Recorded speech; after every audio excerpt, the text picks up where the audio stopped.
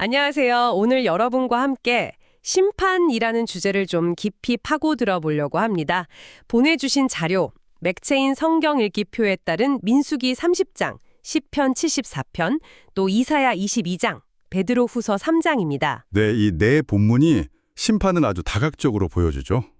개인의 말책임부터 시작해서 역사를 움직이시는 하나님의 개입, 또 경고로서의 환란, 마지막 날에 대한 그분의 뜻까지 정말 흥미로운 조합이에요. 맞아요. 그래서 오늘 저희 목표는 이 구절들에서 말하는 심판이 그냥 무서운 벌이나 멸망 이런 것만이 아니라 그 속에 담긴 하나님의 공의와 자비 그리고 더 큰 그림이죠. 구원의 계획이 어떻게 펼쳐지는지를 함께 살펴보는 겁니다. 핵심 통찰을 한번 찾아보죠. 좋습니다. 자, 그럼 민수기 30장부터 시작해 볼까요? 여기서는 하나님 앞에서 한 서원, 그러니까 말의 무게와 책임에 대해 이야기하잖아요. 네, 그렇죠. 이게 그냥 사람들 사이의 약속과는 차원이 좀 다르죠. 하나님과의 관계 안에서의 어떤 신실함의 표현이거든요. 여기서 첫 번째 통찰을 좀 발견할 수 있는데요. 어떤 거죠? 이 서원이라는 것이 결국에는 자신의 모든 말씀을 완전하게 이루신 예수 그리스도의 그 신실하심 있잖아요. 그걸 미리 보여주는 예표 역할을 한다는 해석이 가능하다는 겁니다. 아하, 그러니까 개인의 약속 지킴이 그리스도의 완전한 약속 성취를 가리킨다는 거군요. 네.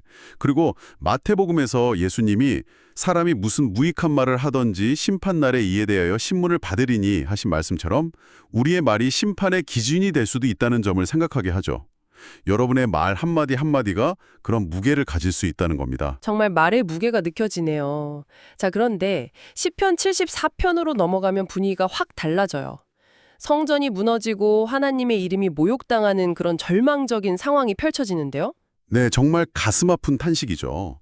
그런데 여기서 기자가 그냥 주저앉아 있지만은 않아요. 오히려 더 적극적으로 하나님께 매달리죠. 하나님이여 일어나 주의 원통함을 푸소서 하면서 역사의 주관자이신 하나님께서 직접 개입해서 대적들을 심판하시고 하나님의 이름을 회복시켜달라고 간절히 부르짖습니다. 절망 속에서도 그냥 탄식만 하는 게 아니군요. 그렇죠. 여기서 중요한 통찰은 이거예요. 이 끔찍한 현실 속에서도 결국에는 하나님의 공의가 승리할 거라는 믿음, 그리고 그 심판이 끝이 아니라 회복을 위한 과정이라는 그런 시각입니다. 악의 세력을 이기신 그리스도의 십자가와 부활에서 이 시편 기자의 부르짖음이 궁극적으로 어떻게 성취되었는지 우리가 볼 수 있는 거죠. 심판이 파괴가 아니라 오히려 정의를 세우고 회복하는 과정일 수 있다? 흥미로운 관점이네요. 자, 그럼 이사야 22장은 어떤가요? 예루살렘에 닥칠 심판을 환상의 골짜기라고 부르는데 백성들의 반응이 좀 특이해요. 네. 정말 의미심장한 부분이죠. 심판이 코앞에 닥쳤는데 사람들이 회개는커녕 내일 죽으리니 먹고 마시자 이러면서 현실 도피를 선택합니다. 하나님을 완전히 잊어버린 거죠. 임박한 심판 앞에서도 무감각해진 그 상태를 아주 날카롭게 꼬집는 겁니다. 듣고 보니 정말 그렇네요. 경고를 무시하는 거죠. 네. 근데 이 경고의 진짜 핵심은 너희 곧 멸망할 거야 이게 아니라 그러니 회개하라는 메시지에 있다는 거예요. 이건 예수님이 공생에 시작하시면서 외치셨던 회개하라 천국이 가까이 왔느니라 이 메시지와 정확하게 연결됩니다. 안타깝게도 그 기회를 외면했던 거고요. 이런 맥락에서 보면 마지막 본문인 베드로후서 3장의 메시지가 더 깊이 와닿습니다. 종말의 심판을 이야기하면서도 하나님의 오래 참으심을 강조하거든요. 맞아요. 왜 심판이 빨리 오지 않느냐 이런 질문들이 있었던 것 같은데 네, 그런 사람들에게 베드로 사도가 답하는 거죠. 하나님이 능력이 없거나 관심이 없어서가 아니라 단 한 사람이라도 더 회개하고 구원받기를 원하시는 그분의 자비, 그 사랑 때문에 기다리시는 거라고요. 오래 참으심의 이유가 그거군요. 네, 여기서 우리는 심판에 대한 또 다른 중요한 통찰을 얻게 됩니다.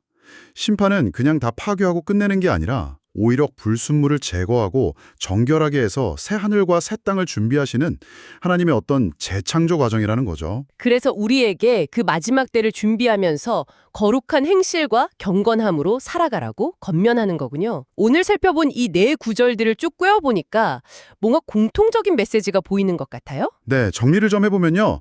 이 자료들은 결국 하나님의 심판이 단순히 무섭고 두려운 형벌만은 아니라는 것을 보여줍니다. 오히려 그분의 공의와 사랑이 교차하는 아주 복합적인 사건이라는 거죠.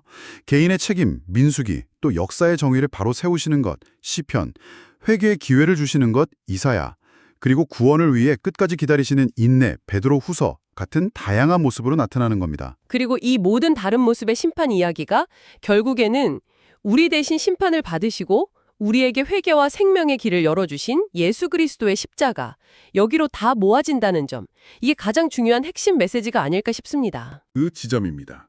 심판이 끝이 아니라 오히려 새로운 시작, 구원으로 나아가는 문이 될 수 있다는 희망을 발견하게 되는 거죠. 네. 자, 그럼 마지막으로 이런 질문을 던지면서 오늘 이야기를 마무리할까 합니다.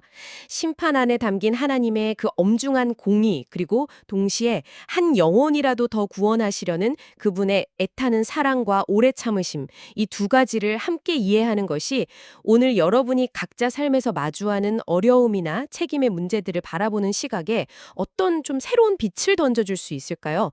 이 점을 한번 깊이 생각해 보시면 좋겠습니다.